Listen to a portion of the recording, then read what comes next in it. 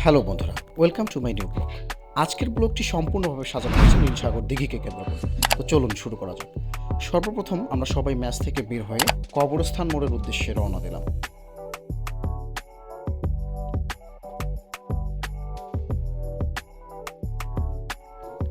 ইতিমধ্যে আমরা কবরস্থান মোড়ে এসেছি এবং সেখানে অটোতে উঠলাম।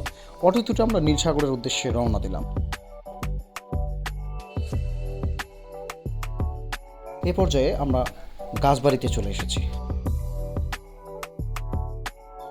শহীদ রুবেল চত্বর পার হয়ে আমরা নীলফামারী রেলওয়ে স্টেশন আসলাম এবং সেখান থেকে ভবানীগঞ্জের উদ্দেশ্যে রওনা।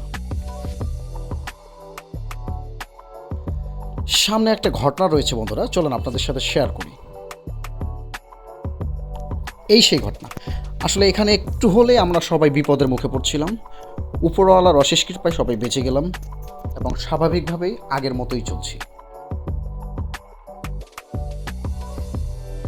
ইতোমধ্যে আমরা মাঝপথে রয়েছি।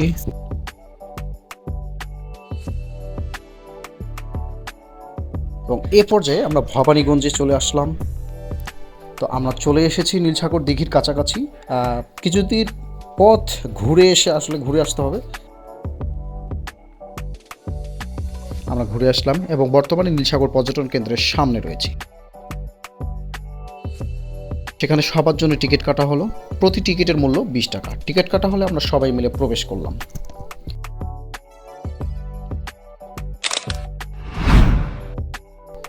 প্রবেশ করার পরেই সকলে মিলে নীলসাগর দিঘির মনোরম দৃশ্য উপভোগ করতে লাগলাম।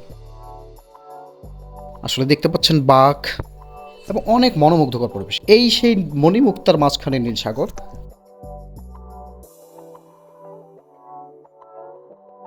একটু বসে আরাম করার চেষ্টা।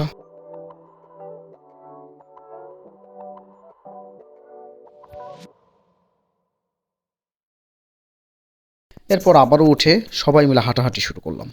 অনেক সুন্দর পরিবেশ বন্ধুরা, অনেক ভালো লাগতেছিল। আপনারাও এখানে চাইলে আসতে পারেন, আশা করি আপনাদের অনেক ভালো লাগবে। সবাই রাক্ষসের মুখ দিয়ে আমরা বের হতে লাগলাম। আমি একটু ছোট বাচ্চার মতো বিনোদন শুরু করলাম। আমার দেখা দেখে জিতনও শুরু করে দিল। এরপর আমি তাদের সাথে বাজি ধরলাম যে দৌড়ে গিয়ে উপরে উঠবো। শেষ পর্যন্ত উঠে পড়লাম। আসলে এখানকার পরিবেশ অনেক মনোমুগ্ধকর। আপনারা আসলে এখানে অনেক ভালো লাগবে। আমন্ত্রণ করব, অবশ্যই অবশ্যই অবশ্যই এখানে আসবেন। নীলসাগর দিঘিতে পদ্মও ফুটেছে, দেখতেই পাচ্ছেন। এবং আসলে চারিদিকে অনেক গাছ, যেগুলো আসলেই দেখতে অনেক সুন্দর। তো এখানেই আমাদের আজকের ব্লগ শেষ করলাম। অসংখ্য ধন্যবাদ সবাইকে এতক্ষণ সাথে থাকার জন্য।